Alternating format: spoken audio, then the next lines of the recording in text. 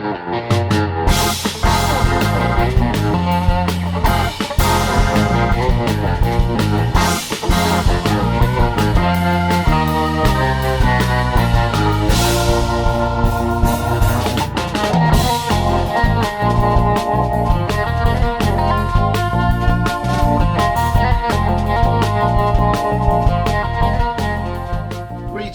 Ian from HiHo here, and welcome to a very, very special retro ranking this week.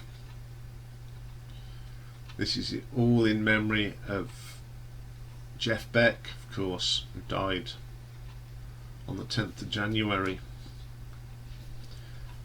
Still can't really get over it, he's not here. There's not anyone out there that I've been speaking to about Jeff Beck. You know, if you're into rock music, you like blues, rock, you know there's no one out there that says, oh, I'm not a Jeff Beck fan. Quintessential guitarist. He is, and he has been called the guitarist's guitarist. Been watching bits. Brian May, he's worked. You know, he worked on one of his songs, and well, Brian May was saying he went all goo goo because he's with the governor. You know, Jimmy Page. You know, they've all said such nice things about him. So, full name is Jeffrey Arnold Beck. He was born on the 24th of June 1944. Came to prominence with the Yardbirds. You know, Eric left the Yardbirds. Oh, who are they going to get? Who's going to replace Eric? Steps in Mr. Jeff Beck. Then he fronted the Jeff Beck group, which sort of brought Ronnie Wood and Rod Stewart into to the prominence. And then he did this little thing, Beck, Bogert and a Piece, which is pretty good. Tried to locate that album because I haven't got it. And the music he covered, you know, blues rock, jazz fusion, even went electronica on some of his albums, and even they were great. He was ranked one of the top 100 greatest guitarists. He's won Grammy Awards for Best Rock Instrumental Performance 6 times, Best Pop Instrumental Performance once. In 2014 he received the British Academy's Ivor Novello Award for Outstanding Contribution to British Music.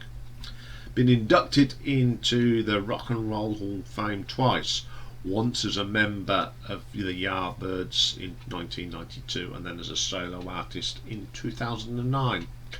So this man's done it, and he's played on so many albums, the odd track here, the odd track there. So in this top 10 I've really tried to not just concentrate on his solo stuff. The stuff I didn't include, some stuff that he on the Amused to Death album, Roger Waters, is outstanding. But I think if I'd have done a 50 greatest songs I'd struggle. Not because it's long, it's because I didn't know what to put in the top 50. So this has been really, really hard. But I've tried to keep it thing. I'd love to know what your favourite tracks are as well. So if you want to put your top 10 in the comments, feel free to.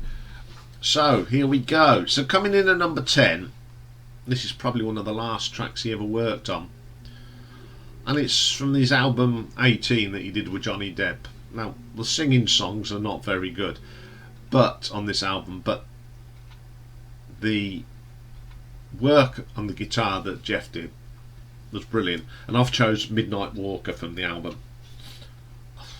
It's sublime. It's a very short track, but he could make that guitar talk. Absolutely amazing track. Short, sharp, but boy, could he play the guitar on that. Okay, then coming at number 9, another track from an album last year. And it was when he appeared on Ozzy Osbourne's Patient Number 9, and I've gone with the title track Patient Number 9. Again, This just proves what a great guitarist Jeff was. He could turn his hand to anything, and this is just brilliant. I love his guitar work on this. It's just a fantastic song. It's one of my favourite songs off that album, actually. Okay, coming in number 8, we're going to one of his solo albums, and it's from 2016. And the album is Loudhailer, and the track is Live in the Dark. Oh, I love this track. Bit more modern, bit more different. The solo on this is brilliant, and this is a track that he got Rosie Bones sing on it. Now she's from a band called Bones. He's still the boss. He's still the boss of the guitar, and that's one of the things I love about Jeff. This track, after all these years, he can still crank a good tune out. I love that track. Okay, coming in number 7, we go back to 1972 now, and a track off the Jeff Beck Group album, Definitely Maybe. Love this song, always have. The textures of the guitar playing on this, some lovely effects on it. It's just brilliant. Fantastic. Then coming at number 6, we go to 2003, and the album is simply called Jeff. Now, it's Trouble Man. Okay, drum machine. Yeah, but boy oh boy, Jeff's guitar playing is brilliant. It's dirty riffs, they're loud, the solo is just mind-bogglingly brilliant with some great licks in there, and I think it's the way he played his guitar that you get these great sounds. He was unconventional how he played. He always thought outside the box, and he certainly did on this track. You wouldn't expect him to use drum machines and tech, but no, Jeff did it, and he did it good. That's a great track. Okay then, coming in at number 5, we go even further back now to 1969, and the album Beckola and Hangman's Knee. Love this track. It's a great vocal here from Rod Stewart. I was talking to my mate Lee, and he came up with a very good point that the Jeff Beck Group was doing Led Zeppelin before Led Zeppelin, and this is brilliant. I love this track. One of my favourite tracks ever by Jeff Beck. It helps. You've got a great vocal from Rod, and the bass playing on this is Ronnie Wood. What more can you ask for? Okay, number 4. We go back to 1965, and I had to include something that he did with the Yardbirds. There were so many great ones, but I went with this one, Heart Full of Souls. I love that guitar at the beginning, and I love Jeff's solo in this. It's just one of the best songs ever by the Yardbirds. Terrific song. Top 3, this was tough. I changed these over so many times, but this is how they've come out, and I nearly changed it again today before I did this, but no, I stuck with it. So coming at number 3, we go to 1975 and the Blow by Blow album, and it's Diamond Dust. A bluesy, jazzy feel to this. So gentle, but aggressive at the same time. Unbelievable track. Had it on Saturday, and I had it on rather loud, and hope I didn't disturb my neighbours. Okay then, coming in number 2, we go to 1981 now, and he appeared on a Cozy Powell album, and this is from Tilt, and it's called Hot rock. This is obviously my favourite Cozy Powell solo album. It's got some amazing people on this album. Gary Moore appears on it, but this guitar solo from Jeff Beck is fantastic. This is a rocky one. The other track he played on was Cat Moves, which is more of a bluesy, and that's brilliant as well. My number one, we go back to 1969 to the Beckola, and it's the lovely title track called Rice Pudding. But I love this. It's one of my favourite tracks by Jeff Beck. Probably my favourite track, in fact. I just love the guitar work on this. It's absolutely brilliant. The bass line from Ronnie Wood is just superb. And then top it off, he gets Nicky Hopkins to play the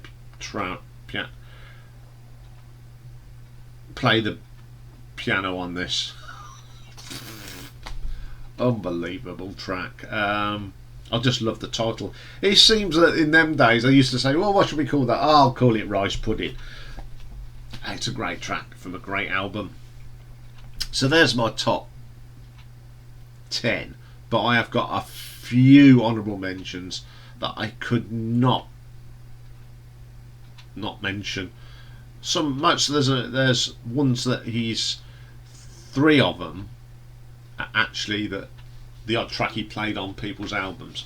So the first one it was from 1998, and it's Brian May's Another World, and it's the track that Brian wrote about Jeff, and it's called The Governor. I love this. The interplay between Jeff and Brian is brilliant. Two legends working together, absolutely brilliant. But Brian May was always in awe of Jeff if he was in the room with him.